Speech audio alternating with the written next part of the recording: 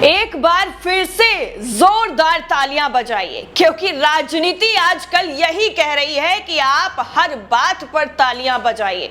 क्योंकि आजकल की राजनीति में ना तो आम जनता की तकलीफें ना दुख दर्द मायने रखता है। अगर मायने रखता है तो सिर्फ और सिर्फ प्रचार। अगर मोदी जी की तस्वीर गायब हो जाती है तो उसकी शिकायत के लिए, उससे जवाब मांगने के लिए मैडम जी कलेक्टर तक पहुंच जाती हैं। और अगर यही कोई मौत हो जाती है किसी के एम्बुलेंस के अभाव में, तो मैडम जी कहीं नजर नहीं आती हैं। निर्मला सीतारमण, हमारी केंद्रीय फाइनेंस मिनिस्टर, जहां देश की वित्त मंत्री, जिनका नाम सुनते ही लोगों के जहन में वो वाली तस्वीर जरूर याद आ जाती है कि मैं तो लहसुन प्याज नहीं खाती हूं, मुझे कोई फर्क नहीं पड़ता है, इसलिए मुझे नहीं पता है कि कितने ज्यादा दाम बढ़ गए हैं। ये वाला बयान जरूर याद आता होगा जो संसद में, भरी संसद में कहा गया था वित्त मंत्री की तरफ से।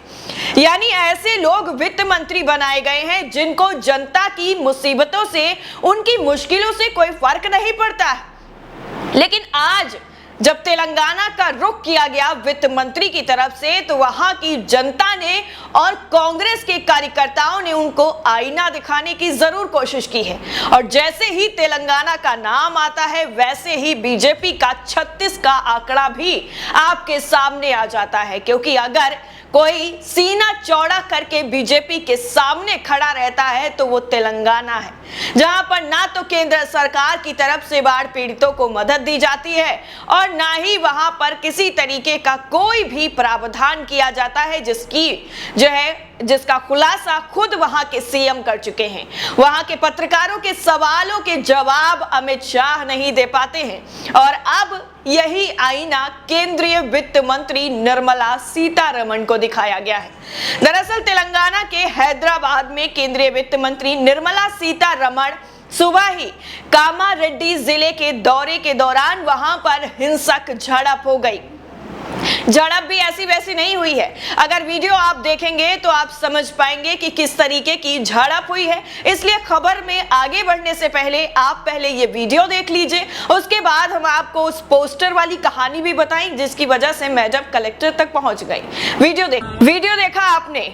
वीडियो देखकर आप ये समझ जाइए कि कांग्रेस कार्यकर्ताओं ने कैसे बीजेपी को वहां पर भी पूरी तरीके से घेर लिया और मैडम जी को वहां से मजबूरी में भागना पड़ गया। अब आगे की बात कर लेते हैं कि कैसे कांग्रेस कार्यकर्ताओं की और वित्त मंत्री निर्मला सीतारमण के जो सुरक्षा कर्मी थे, उनके समर्थक थे, उनमें हिंसक झड़पें हुई हैं और कई लोग घायल भी हुए हैं। चाहे वो भाजपा कार्यकर्ता हो या फिर कांग्रेस के कार्यकर्ता हो, दोनों लोगों की तरफ से, दोनों पार्टियों की तरफ से कार्यकर्ता घायल हुए हैं। युवा कांग्रेस के सदस्यों सहित कांग्रेस कार्यकर्ताओं ने सीतारमण के काफिले को रोकने की कोशिश की। उन्हें रोकने की कोशिश करने वाले भाजपा कार्यकर्ताओं और पुलिस कर्मियों से कांग्रेस कार्यकर्ता भिड़ गए। निर्मला सीतारमण के काफिले का रास्ता रोकने का प्रयास किया गया और पुलिस ने उन्हें हिरासत में ले लिया। बाद में भाजपा समर्थकों ने केंद्रीय वित्त मंत्री के समर्थन में सड़कों पर उतरकर नारेबाजी की। पुलिस ने बीच बचाव कर रास्ता खाली कराया और बामुश्किल वहां से निर्मला सीतारमण की जान बचाकर वहां से निकालना पड़ा और आखिर में उन्हें वहां से हटना पड़ा और जाना पड़ा, क्योंकि वहां के हालात ही कुछ इस तरीके के हो गए थे। कामारेड्डी जिले के बिरकूर में केंद्रीय मंत्री निर्मला सीतारमण ने सार्वजनिक वितरण प्रणाली यानी पीडीएस की दुकानों का दौरा किया और नागरिक आपूर्ति विभाग और जिला कलेक्ट्रेट के अधिकारियों से सवाल किया कि दुकानों से प्रधानमंत्री मोदी जी की तस्वीर क्यों गायब है। यह तो अनर्थ हो गया, इतना बड़ा अनर्थ, वो भी निर्मला सीतारमण के सामने। ऐसा कैसे हो गया?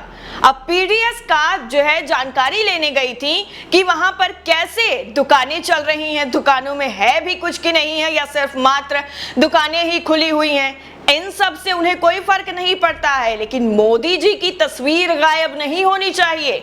झोला पे मोदी जी की तस्वीर होगी, वैक्सीनेशन कराएंगे तो उस पे मोदी जी की तस्वीर होगी, अगर जरा सी भी कोई भी चीज की जाती है तो उस पर मोदी जी की तस्वीर होगी, बड़े बड़े होर्डिंग्स पर मोदी जी की तस्वीर होगी। अगर कोई मर भी रहा है और उसको दवा लगनी है तो उस पर अगर मोदी जी की तस्वीर नहीं होगी तो दवा कैसे लग जाएगी?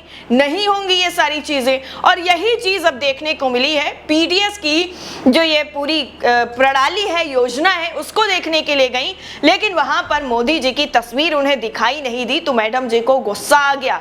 उन्होंने कामारेड्डी के कलेक्टर जितेश पाटिल से यह पूछा कि केंद्र द्वारा कितने पीडीएस चावल की आपूर्ति की जाती है। संतोषजनक जवाब नहीं मिलने पर सीतारमण ने अधिकारियों से विवरण का पता लगाने और उन्हें सूचित करने को कहा।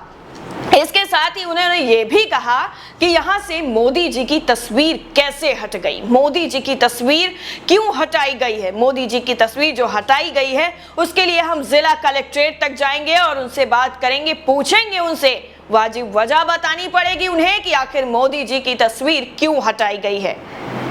पैसे नहीं होंगे लेकिन मजबूरी में आपको तिरंगा खरीदने के लिए मजबूर कर दिया जाएगा और कहा जाएगा राशन लेना है तो आपको तिरंगा लेना पड़ेगा।